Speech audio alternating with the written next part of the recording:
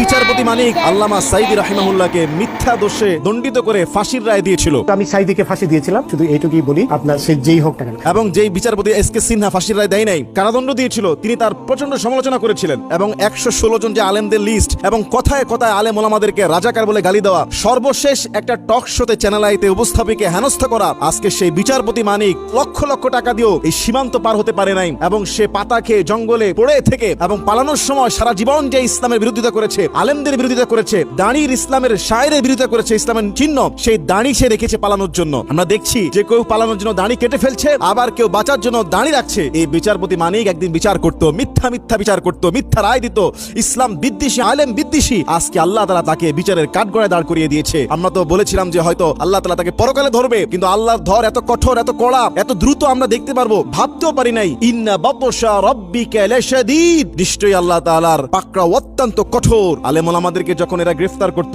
বিভিন্ন ভাবে এরা হেনস্থা করত, আলেমদেরকে যখন আদালত প্রাঙ্গণে নিয়ে যাওয়া হতো, তখন মানুষ আলেমদের সঙ্গে মুসাফা করত। আর এই সমস্ত চোর বদমাশ এরা যখন হাইকোর্টের দিকে যায়, এদেরকে যখন আদালতে উঠানো হয়, মানুষ ডিম মেরে, জুতা মেরে এদেরকে বরণ করে নিচ্ছে। আজকে দেখেন আল্লামা সাঈদী রাহিমাহুল্লাহকে সে মিথ্যা মামলা দিয়েছে, হত্যা, লুণ্ঠন, আগুন পোড়া, ঘর বাড়ি পুড়িয়ে দেওয়া, বিভিন্ন রকমের কথা বলেছিল। কিন্তু আল্লামা সাঈদী রাহিমাহুল্লাহ সেদিন কাঠগড়ায় বলেছিলেন যে এই বিচারে শেষ বিচার নয়, পরকালও একটা বিচার আছে। আল্লাহ সুবহানাহু ওয়া তাআলা সেই পরকালের বিচার দুনিয়া থেকে শুরু করে দিয়েছে। এই বিচারপতি মানিককে পদে পদে হেনস্থা করছে। আজকে তার লক্ষ লক্ষ টাকা থাকার পরেও, তার বিদেশি পাসপোর্ট থাকার পরেও, তার এত ক্ষমতা, এত দাম্ভিকতা, আজকে জনগণ জুতা দিয়ে, ডিম দিয়ে তাকে বরণ করে নিচ্ছে। দেখুন, এটাই আল্লাহর ফয়সালা। আল্লাহ সুবহানাহু ওয়া তাআলা বলছেন, ওয়া তুইজ্জু মান তাশা, যাকে ইচ্ছা আল্লাহ তাআলা ইজ্জত দান করেন, ওয়া তুযিল্লু মান তাশা, যাকে ইচ্ছা আল্লাহ তাআলা বেইজ্জতি করেন। বিয়াদিকাল খায়র, কল্যাণের উভয় হাত আল্লাহর কাছে রয়েছে।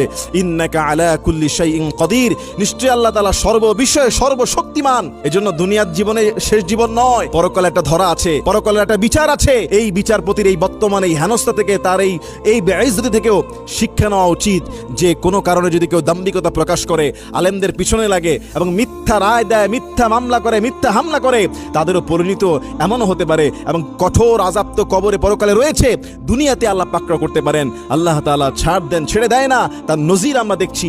ইন্না বাতশা রাব্বিকা লাশাদীদ, নিশ্চয়ই আল্লাহ তাআলার পাকড়াও অত্যন্ত কঠোর। আল্লাহ আমাদের সবাইকে সঠিক বুঝ দান করুন, হেদায়েত দান করুন এবং এই সমস্ত ঘটনা থেকে আমাদেরকে শিক্ষা নেওয়ার তৌফিক দান করুন, আমিন। বিচারপতি মানিক গতকালকে সিলেটের মানুষ তাকে আদালত প্রাঙ্গণে জুতা, ডিম দিয়ে বরণ করে নিয়েছে। এই বিচারপতি মানিক মিথ্যা রায় দিয়েছিল, আল্লামা সাঈদী রাহিমাহুল্লাহকে মিথ্যা দোষে দণ্ডিত করে ফাঁসির রায় দিয়েছিল।